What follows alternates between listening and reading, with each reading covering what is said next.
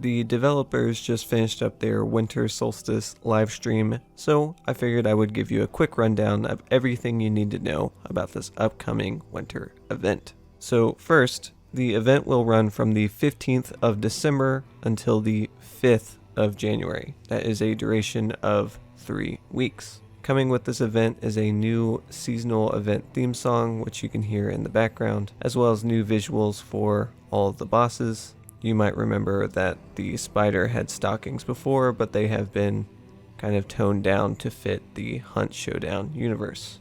The butcher looks really cool as well. There is also a new look for the event clues, as well as these presents which they call solstice offerings. So let's get into the rules. You might be glad to know that there is no point caps for this event, so you aren't locked at 300 event points on the first day or something like that, like they've done in previous events. Now it is just go through it at your own pace, but the point values have been scaled to match this, so I imagine it will be a little bit of a grind unless you are playing pretty regularly. You can earn event points in 3 categories: exploration, playing the objectives, and PvP. In exploration, every time you destroy a solstice tribute, which are the presents, you gain 6 event points, and then when you find the presents under an ornamental tree, it always spawns 2 presents under those, and so that is a guaranteed 12 points. So like other events, they will be scattered around the map, and you can find them and destroy them. And you can see them in Darksight, just like the pumpkins in the Halloween event.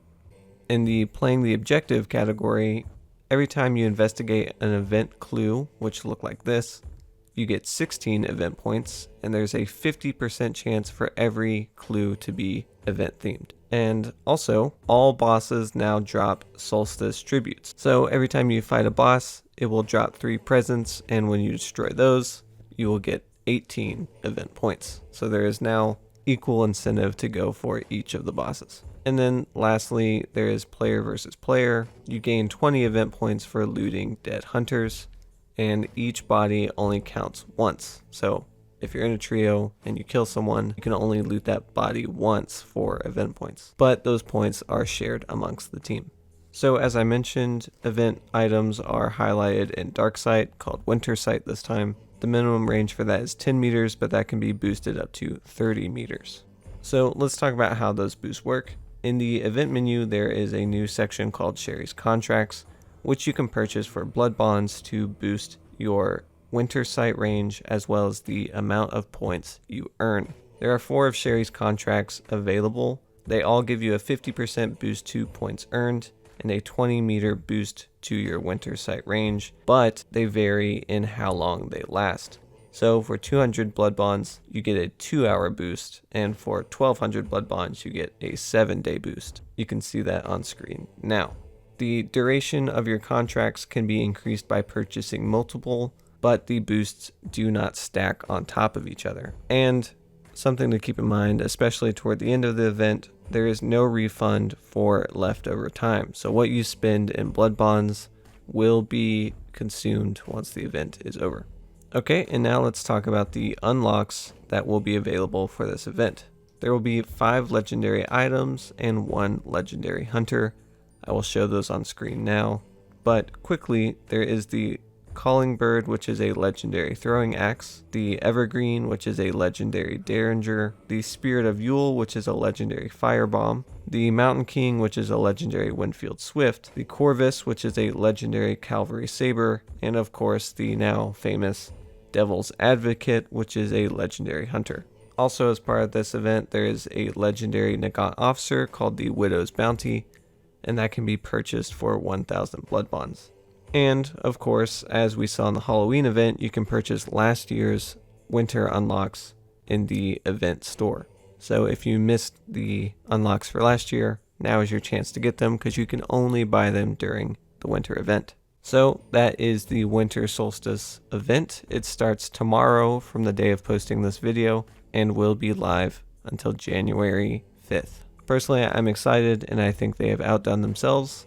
I'm curious to see how grindy it will be, but we will have to see tomorrow. If you have any questions about the event, you can leave a comment down below and I will do my best to answer them. Anyway, we still have a video coming Friday, so I will see you then.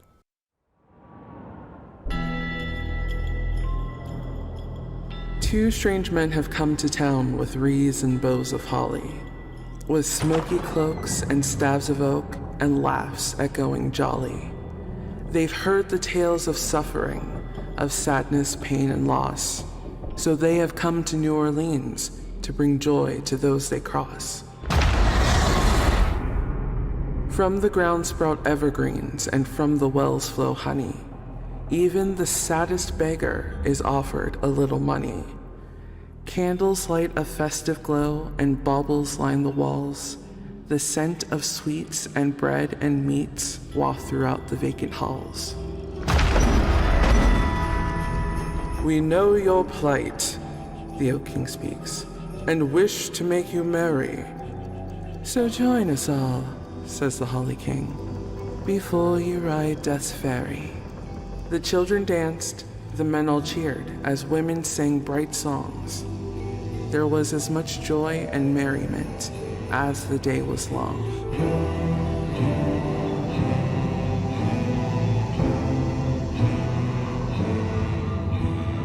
The morning comes, the birds all call, and look, in center square, the King of Oak and Holly are both seen just standing there. The wheel has turned, and the sun has rose, bellows the old Oak King. 'Tis time to pay us what you owe, King Holly almost sings. Simply offer tribute and destroy the evergreens. And if you don't, they speak as one, true suffering begins. We brought you joy, now give it back. The kings laugh without a care, and with that they both disappear, leaving chill and fear midair.